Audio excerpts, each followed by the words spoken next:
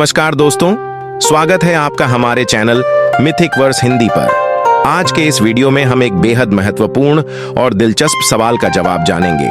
क्या आप जानते हैं कि रक्षाबंधन क्यों मनाया जाता है? इस वीडियो में हम रक्षाबंधन के पीछे की धार्मिक और ऐतिहासिक कहानियों को जानेंगे और समझेंगे कि यह त्योहार क्यों खास है। तो चलिए, बिना किसी देरी के इस खूबसूरत त्योहार के महत्व पर एक नजर डालते हैं। अगर आप हमारे चैनल पर नए हैं तो कृपया सब्सक्राइब करें और बेल आइकन को दबाएं ताकि आपको हमारे नए वीडियोस की जानकारी मिलती रहे। हिंदू धर्म में त्योहारों और सांस्कृतिक कार्यक्रमों की एक समृद्ध परंपरा है। एक बहुत ही लोकप्रिय त्योहार जो भाई बहनों के बीच के प्रेम को मान्यता देता है और उसका उत्सव मनाता है, वह है रक्षाबंधन या राखी। रक्षाबंधन मूल रूप से एक हिंदू त्योहार है जिसने एक धर्मनिरपेक्ष त्योहार का दर्जा प्राप्त कर लिया है और इसे भारत के विभिन्न हिस्सों और विदेशों में, विशेष रूप से नेपाल और मॉरिशस में बड़े उत्साह के साथ मनाया जाता है। गैर आवासी भारतीय भी दुनिया भर में रक्षाबंधन का त्योहार मनाते हैं। हिंदू चंद्र सौर कैलेंडर के अनुसार रक्षाबंधन का त्योहार श्रावण मास, श्रावण पूर्णिमा की पूर्णिमा के दिन मनाया जाता है। यह आमतौर पर अगस्त में आता है। रक्षाबंधन 19 अगस्त 2024 सोमवार को मनाया जाएगा। रक्षाबंधन वह अवसर है जब बहनें अपने भाई के कल्याण के लिए प्रेम व्यक्त करती हैं और प्रार्थना करती हैं। इसके बदले में भाई अपनी बहनों की रक्षा और देखभाल करने का वचन देते हैं। इस अवसर को आमतौर पर इस प्रकार मनाया जाता है कि बहनें अपने भाई की कलाई पर पवित्र धागा, राखी बांधती हैं। वे अपने भाई के माथे पर तिलक भी लगाती हैं। धार्मिक भजन और प्रार्थनाएं गाई जाती हैं और आरती की जाती है, जो इस धार्मिक त्योहार का प्रमुख हिस्सा बनती है। रक्षाबंधन का मतलब है सुरक्षा का बंधन या गांठ।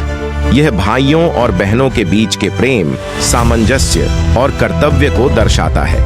इस अवसर पर बहनें अपने भाइयों की भलाई के लिए प्रार्थना करती हैं और भाई बदले में जरूरत के समय और सभी परिस्थितियों में अपनी बहनों की रक्षा और देखभाल करने का संकल्प लेते हैं। प्राचीन हिंदू शास्त्रों में रक्षाबंधन और राखी की अनगिनत कहानियां वर्णित हैं। ये कहानियां हमें रक्षाबंधन त्योहार की उत्पत्ति और यह क्यों इतना महत्वपूर्ण त्योहार बन गया है, जो हम इतनी भक्ति, आनंद और उत्साह के साथ मनाते हैं, के बारे में बताती हैं। आइए इस सुंदर राखी या रक्षाबंधन त्योहार के केंद्र में कुछ मुख्य कहानियों पर ध्यान दें। इंद्र की कहानी। प्राचीन हिंदू शास्त्र भविष्य पुराण के अनुसार एक बार देवी सांची, इंद्रदेव की पत्नी, अपने पति इंद्रदेव की शक्तिशाली राक्षस राजा बाली के हाथों हुई अपमानित स्थिति से बहुत दुखी थीं। तब उन्होंने भगवान विष्णु की शरण ली और उनसे अपने पति की मदद करने की प्रार्थना की। भगवान विष्णु ने सांची को एक पवित्र कंगन दिया और उसे इंद्रदेव की कलाई पर बांधने के लिए कहा। सांची ने ऐसा ही किया और उस दिव्य कंगन को इंद्र की कलाई पर बांध दिया। पवित्र कंगन और सांची के आशीर्वाद से सुसज्जित होकर इंद्रदेव ने बुरी ताकतों को हराया और स्वर्ग का सिंहासन फिर से प्राप्त कर लिया। ये कहानी बताती है कि रक्षाबंधन का पवित्र धागा सुरक्षा शक्ति रखता है, जो पुरुषों को बुरी ताकतों और कठिनाइयों से बचाता है। कहानी यह भी बताती है कि रक्षाबंधन का यह पवित्र धागा सिर्फ भाई बहन के रिश्ते तक ही सीमित नहीं था। यह पति पत्नी के रिश्ते को भी सुरक्षित रखने और उन्हें सुरक्षात्मक शक्तियां प्रदान करने के लिए लाभकारी था। मां लक्ष्मी और बाली की कहानी। यह कथा प्राचीन हिंदू शास्त्र विष्णु पुराण से ली गई है। इस कथा के अनुसार जब राजा बाली को भगवान विष्णु के हाथों हार का सामना करना पड़ा, तो उसने भगवान विष्णु से अपनी पत्नी देवी लक्ष्मी के साथ अपने महल में रहने का अनुरोध किया। भगवान विष्णु ने बाली का यह अनुरोध खुशी से स्वीकार कर लिया और उसके दरबार में रहने लगे। हालांकि देवी लक्ष्मी भगवान विष्णु के इस निर्णय से खुश नहीं थीं और वापस वैकुंठ धाम जाना चाहती थीं। इसलिए देवी लक्ष्मी बाली के पास गईं, बाली की कलाई पर राखी बांधी और उसे अपना भाई बना लिया।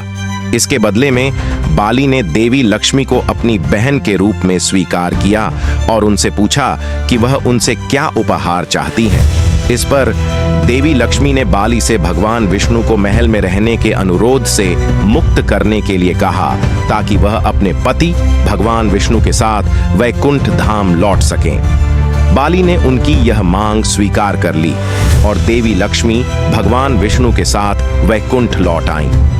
यह कहानी भाई और बहन के बीच के सदियों पुराने प्रेम, बंधन और देखभाल की नींव रखती है।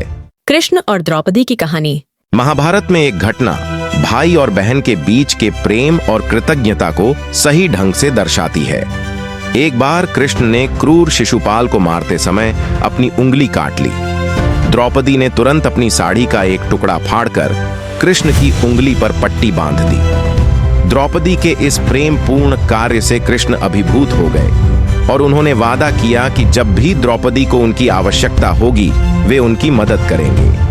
वास्तव में कृष्ण तब द्रौपदी की सहायता के लिए आए जब द्रौपदी ने उन्हें पुकारा और दुर्योधन के भाई दुशासन द्वारा उन्हें बेइज्जत करने की कोशिश के दौरान उन्हें असीमित कपड़े प्रदान किए।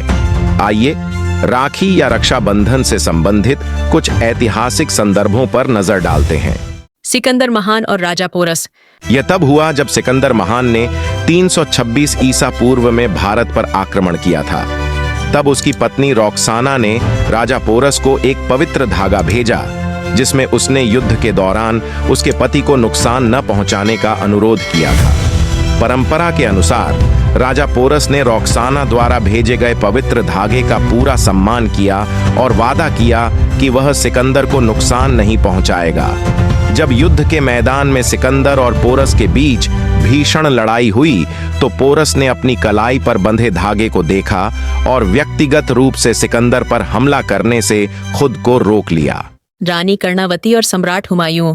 यह घटना 1535 ईस्वी की है, जब चित्तौड़ के राजा की विधवा रानी कर्णावती ने गुजरात के सुल्तान बहादुर शाह के आक्रमण से अपने राज्य की रक्षा करने के लिए मुगल सम्राट हुमायूं को राखी भेजी थी। सम्राट हुमायूं रानी कर्णावती की भावनाओं से बहुत प्रभावित हुए और उन्हें अपनी बहन के रूप में स्वीकार किया। उन्होंने तुरंत अपनी सेना को चित्तौड़ भेजा ताकि रानी कर्णावती और उनके राज्य को बहादुर शाह के हमले से बचाया जा सके। हालांकि हुमायूं देर से पहुंचे और बहादुर शाह रानी का किला लूटने में सफल हो गया। दोस्तों, उम्मीद है कि आपको आज का वीडियो पसंद आया होगा और आपने रक्षाबंधन के महत्व और इसके पीछे की कहानियों को अच्छे से समझा होगा। अगर आपको हमारा वीडियो अच्छा लगा हो तो कृपया इसे लाइक, शेयर और सब्सक्राइब जरूर करें। साथ ही बेल नोटिफिकेशन को ऑन करें ताकि आप हमारे चैनल पर आने वाली हर नई वीडियो की अपडेट्स सबसे पहले प्राप्त कर सकें। आपके समर्थन के लिए धन्यवाद और जल्द ही एक नई दिलचस्प कहानी के साथ मिलते हैं। जय हिंद।